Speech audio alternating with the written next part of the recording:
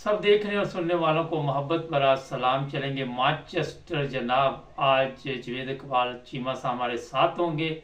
मजहबी स्कॉलर भी हैं, सियासी सूरत हाल पर भी गहरी नज़र है, पाकिस्तान के लिए बड़ी तड़प रखते हैं, पाकिस्तान के हालात के बारे में काफ़ी परेशान रहते हैं। चीमा साहब कह रहे जी पीटीआई जी पे साहब। पीटीआई पे पाबंदी लगा दो। पीटीआई जो है ये जनाब कोई मुल्क के लिए ऐसे काम कर रही है जिससे पाकिस्तान का नुकसान हो रहा है। जी मुबारक साहब, अस्सलाम रहमतुल्लाहि बरकातहू। वालेकुम।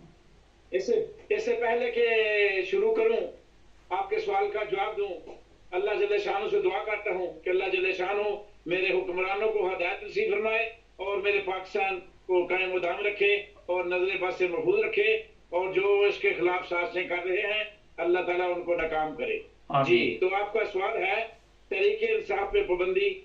जी मुबारक साहब, मैंने शायद इससे पहले कई मरतबा कहा है, और मेरे सुनने वाले, आपके सुनने वाले शायद इस बात को बुरा बनाए कि मैं बार बार ये बात दोहराता हूँ।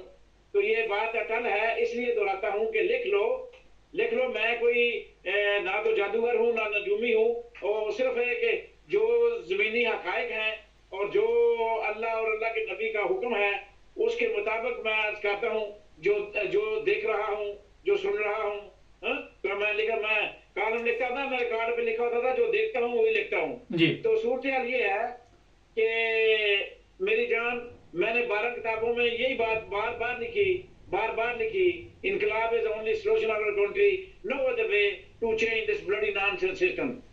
तो ये नून लीग, ये जरदारी, ये चोरों का टोला, ये लुटेरों का टोला, ये माफिया, ये सिसली माफिया, ये किसी कीमत पे भी बमै जोधी निजामुद्दीन के, ये 3 बातें मैं नोट कर ले मेरी, किसी कीमत पे इक्तदार से अलग नहीं होंगे ये तीनों।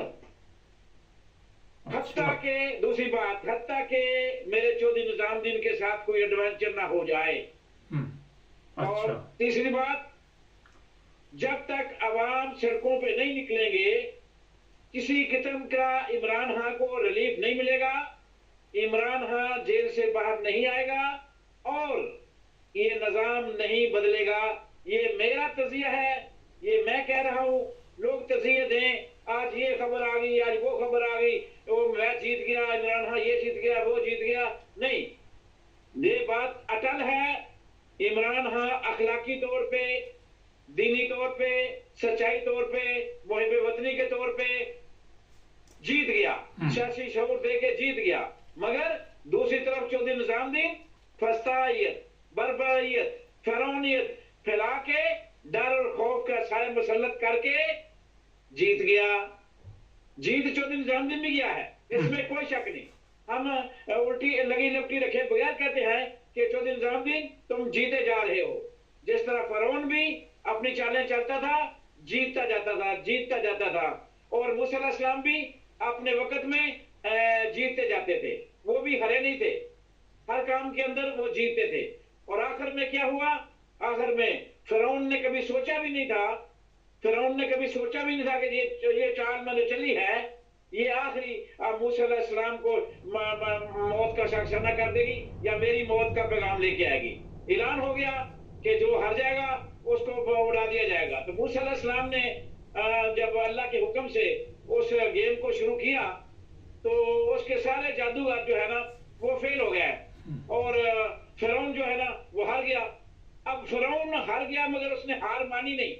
उसने कहा मैं तुम्हारे हाथ काट दूंगा, मैं तुम्हारे बाल काट दूंगा, मैं तुम्हारी टांगे काट दूंगा और सुबह तक तुम्हारा हक हासिल कर दूंगा।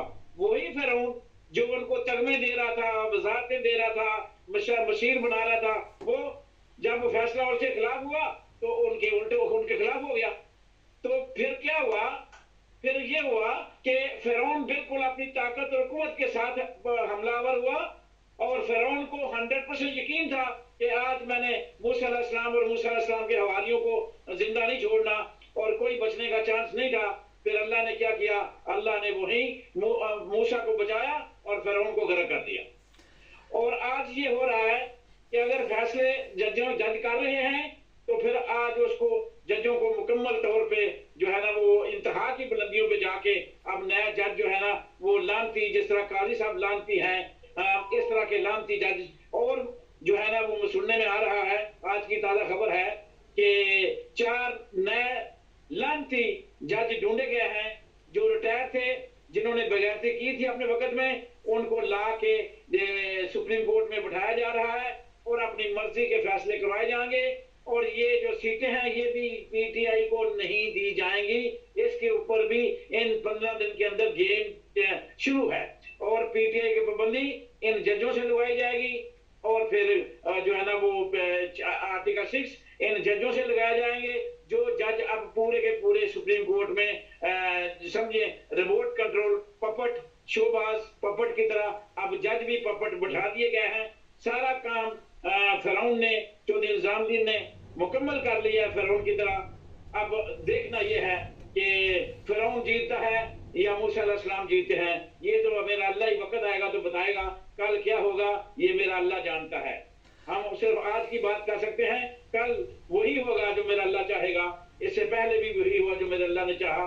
मगर चौधरी निजामुद्दीन ने मुकम्मल बंदोबस्त कर लिया है, अगर एमरजेंसी लगाए तो फिर भी वो इनसे पास करा लेगा और पीसी वाले घरों को चले जाएंगे और जनाब ऐसे अपने जज होंगे, अपना मैदान होगा, खुलियां सुनियां हो जाएंगियां गलियां मिर्जा यार फिरे, वो सारे का सारा जो बड़ा देर से ख्वाब थी 40 साल से मियां नवाज शरीफ की और अब जनरल रानी, क्योंकि जनरल रानी मैं इसको कहता हूँ कि हर वक्त में जर्नैलों की एक जनरल रानी होती है, जनरल याया की जनरल रानी भी थी, हर जज की जनरल रानी थी, बाजवा की भी जनरल रानियां बड़ी थी, मगर अब जो है अब जनरल रानी जो है ना वो वजीर आला पंजाब है और जनरल रानी और चौधरी निजामुद्दीन की सोच एक है, वो एक पेज पे है। किसी तौर पे भी ना जनरल रानी इक़्तिदार से ज़्यादा होगी और ना चौधरी निजामुद्दीन इक़्तिदार से ज़्यादा होगा। बाकी वक्त फैसला करता है, अगर कोई एडवेंचर हो जाता है तो फिर वो सारे के सारे ही घर जाएंगे, वो वक्त का इंतजार करें। अभी तो सूरत हाल ये है। चीमा साहब ये बताइए, अमेरिका ने भी ये कहा कि किसी सियासी जमात पे पाबंदी बर्दाश्त नहीं की जाएगी, उससे कोई फर्क पड़ेगा? जरा मुख्तसर जवाब दीजिएगा, काफी सवाल है। देखें, नहीं कोई फर्क नहीं पड़ेगा, इसलिए कि जनरल ज़िया ने जो करना था कर गुजरा, जनरल मुशर्रफ ने जो करना था कर गुजरा, ये भी जनरल जब तक ये जिंदा है उसी पे विराजमान है, एडवेंचर इसके साथ नहीं होता, ये अपनी मनमानियां करेगा और सब कुछ करेगा, कुछ भी नहीं होगा जब तक अवाम नहीं निकलेगी, तो कुछ भी नहीं होगा, ये अपने फैसले। सर ये बताइए, साद रिजवी एक धरना लेके पता चला इस्लामाबाद में बैठा हो, वो किस लिए बैठा हुआ है? देखें, वो बैठा नहीं है, वो बैठा नहीं है, उसे बैठाया गया है, वो आया नहीं, वो लाया गया है। ये वो पपट हैं, ये वो पपट हैं, कुछ मौलवियों के पपट हैं जो बिल्कुल सुमन बुकमन उम्मीन फामिला या जो वो जो अपने कमरों में बैठे हुए हैं, अपने जो है ना वो हुजरों में बैठे हुए हैं और उफ नहीं कर रहे, सब बिके हुए झुके हुए डर और खौफ के साए में, ना उनके अल्लाह और अल्लाह का डर है, ना उनके अंदर नबी का डर है, उनके अंदर सिर्फ निजामुद्दीन का डर है। और ये भी पहले भी लाए गए थे, ये जत्था पहले मौलाना फजलमान का जत्था लाया गया, ये भी जत्था लाया गया, इनको पैसे दे के वापस किराए पे भेजा गया, ये किराए के टट्टू हैं, ये लाए जाते हैं जब वक्त पड़ता है। ये लाए गए थे वक्ती तौर पे शोबाज के ऊपर प्रेशर डालने के लिए, क्योंकि ये जो फैसला आ गया था जजों का, इसमें थोड़ी सी गड़बड़ ये हो गई थी कि ये शोबाज जो है ना वो एक्सटेंशन देने के लिए ई शी कर रहे थे, नवाज शरीफ से मशवरा कर रहे थे, तो फिर इन पे प्रेशर डालने के लिए लाए गए थे। अब वो मसला हल हो गया है, क्योंकि जरदारी ने कह दिया था कि बिल्लो रानी को वज़ीर आज़म बना दो तो मैं तुम्हें नोटिफिकेशन भी दे दूंगा, तुम्हें एक्सटेंशन चाहिए, क्योंकि काजी को भी एक्सटेंशन चाहिए और चौधरी निजामुद्दीन को भी एक्सटेंशन चाहिए। ये सारा इक़्तिदार का रस्साकशी है और एक्सटेंशन की मुसीबत है। वो एक्सटेंशन एमरजेंसी से हासिल कर ले या एक्सटेंशन इनसे पार्लियामेंट से हासिल कर ले, उसने एक्सटेंशन लेनी है। और अब जो है ना ये बुलाए गए थे, मगर अब काम बन गया है, अब एक्सटेंशन हो जाएगी, क्योंकि जज अपने जो है ना वो तैनात किए जा रहे हैं। सर ये बताइए, रोजाना 10 बंदे मर जाते हैं, कभी 15 मर जाते हैं हमारे फौजी, तो ये कहते हैं जी दहशतगर्द आके मार जाते हैं, जी 7 लाख फौज क्या कर रही है? ये अवाम को पहले धोखे में रखा जाता था, अवाम मैं भी धोखे में था, 70 साल से यही धोखे में था, मेरी उम्र 70 साल हो गई और इसी धोखे में था कि सब कुछ बाहर के लोग करते हैं। नहीं, ये यही करते हैं, जब चाहते हैं जहां चाहते हैं अफरा तफरी फैलाते हैं, जहां चाहते हैं बम धमाके करते हैं। अल्लामा सानल्लाह ये ज़हीर आपने सुना होगा, जब वो जनरल ज़िया के दरबार में पेश नहीं हुआ था तो उसे बम से लक्ष्मी चौक उड़ा दिया गया था, याद है आपको? तो ये कोई बम धमाके बाहर से नहीं होते, ये सारे बम धमाके इधर से होते हैं। जब चाहते हैं मुल्क के अंदर अफरा तफरी फैला देते हैं, जब चाहते हैं किसी का नाम ले लेते हैं। पहले हम इंडिया का नाम लिया करते थे, अब हम इतने पपट हो गए हैं दुनिया के आगे मैं कि अब हम इंडिया का नाम भी नहीं ले सकते। अब ऐसे ही बस इधर उधर की बात करके प्रेस कॉन्फ्रेंस करके वक्त पास कर लेते हैं। अब हमें पता लग गया है, अवाम को पता चल गया है कि पेशावर का एपीसी स्कूल के ऊपर भी अपने ही हमने खुद ही किया था, ये खुद ही सारे हम करते हैं और वक्त के लिहाज से हम अपने अशारे और किरदार बदलते रहते हैं। सर आखिर पे ये बताइए कि पाबंदी अगर लगती है तो खैबर पख्तूनख्वा में आप देखते हैं कि कोई इनकलाब की सूरत बनेगी, कोई ऐसे हालात बनेंगे? देखें, एक बड़ी देर से ख्वाहिश है चौधरी निजामुद्दीन की कि ये जितना उसने जुल्म किया है ना, इसके पीछे स्टोरी क्या थी? इसके पीछे एक ही स्टोरी थी कि अवाम के ऊपर जुल्म करो, ये बाहर निकलें और मेरे लिए इमरजेंसी लगाना आसान हो जाए। ये जो सहारा लिया ना इसने नून लीग का, ये मजबूरी के तहत उसने भी वो दो ऑप्शन रखे हुए हैं कि इन पपट जो है ना सियासतदान चोरों लुटेरों के ऊपर अपना हाथ रखो, इनसे अपना काम लेते रहो, जब ये काम करने से इनकार कर दें तो फिर अवाम के ऊपर जो तशद्दुद जारी है, शायद इस तरह अवाम भी कभी निकल आएगी। अवाम निकल आएगी तो इमरजेंसी लगाना आसान हो जाएगा। मसला तो इमरजेंसी लगाने का है। अच्छा, ये खबर इस वक्त हमारे पास भी है, ये खबर हमारे पास भी है, एक सहाफ़ी ने भी ये खबर बाकायदा तौर पर बता दी है कि पाकिस्तान में मार्शल लॉ लगने जा रहा है। आप कितने फीसद समझते हैं कि चांस है मार्शल लॉ के? मैंने तो कल ये खबर ब्रेक की थी अपने स्पेशल टिकटॉक में कि इमरजेंसी फौरी तौर पे लगने वाली है, मगर आज एक और जो है ना नई जो गेम हुई है, इससे अंदाजा लग रहा है कि इन 15 दिन के अंदर जो है ना फैसला हो जाएगा, क्योंकि सीटें तहरीक इंसाफ को नहीं देनी।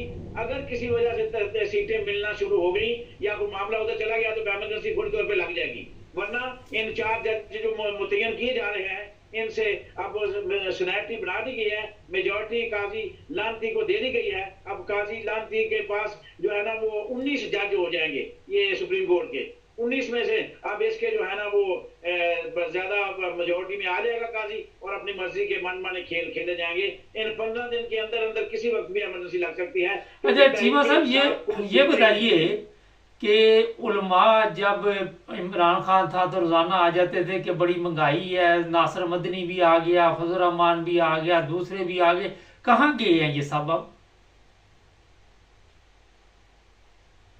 डर और खौफ के सारे में कुछ लोगों को पैसे बांटे गए हैं, लिफाफे बना दिए गए हैं, स्वाफत में भी पैसे बांटे गए हैं, वकला में भी पैसे बांटे गए हैं, मौलाना मुफ्ती मौलियों को भी पैसे बांटे गए हैं और ठीक ठाक अरबों रुपए की गेम हुई है। इसलिए ना वकला की तहरीक चली है और ना जनाब सुहाबी तो खैर वो शुरू से ही बिकने वाले, और मौलवियों ने भी अपना काम जो है ना वो डन कर दिया है। इससे बड़ी क्या परेशानी होगी कि इद्दत केस में कोई मौलवी नहीं बोला, आप आगे आप खुद समझ लें। अच्छा चीमा साहब एक मिनट, आप क्योंकि मजहबी स्कॉलर भी प्रोग्राम लंबा हो गया, ये इद्दत केस एक ऐसी जिल्लत है जो आप भी सोशल मीडिया देखते हैं, किस तरह की खबरें वहां पे लगती हैं, आप समझते हैं कि इतने गिर चुके हैं कि अब यहां तक नौबत पहुंच चुकी है?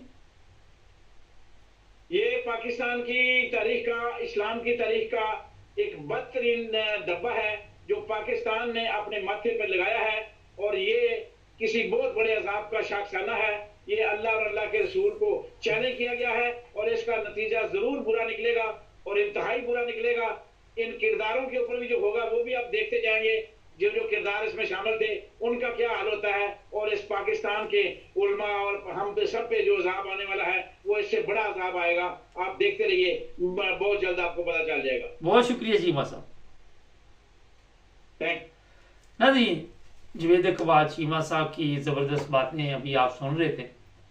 और पाकिस्तान में हालात देखे ठीक नहीं किए जाते और ख़राब किए जाते हैं। इदारे जो हैं वो इस चीज़ की तनख्वाह लेते हैं कि हमने पाकिस्तानी अवाम को सुकून नहीं देना बल्कि टेंशन में रखना है। इस चीज़ की रिश्वत दी जाती है, इस चीज़ का पैसा दे के सिस्टम को धर्म भरम किया जाता है। कोई कायदे कानून नहीं, दुनिया क्या कह रही किसी को फर्क नहीं पड़ता। आजकल मुहर्रम का महीना है, यजीद के जो जुल्म थे वो दोहराए जा रहे, मगर जो इस वक्त पाकिस्तान के हालात हैं मेरा ख्याल वो भी कुछ कम नहीं है। जिस तरह ख़वातीन के साथ जुल्म हो रहा है, जिस तरह ख़वातीन के साथ रेप के केस सामने आ रहे हैं, कई चीज़ें सामने आ रही हैं, मगर दुआओं से जिस तरह कहते हैं कि तकदीरें बदलती हैं, देखते हैं कब बदलती हैं। जुड़े रहे हमारे साथ, हमारे चैनल को सब्सक्राइब करें।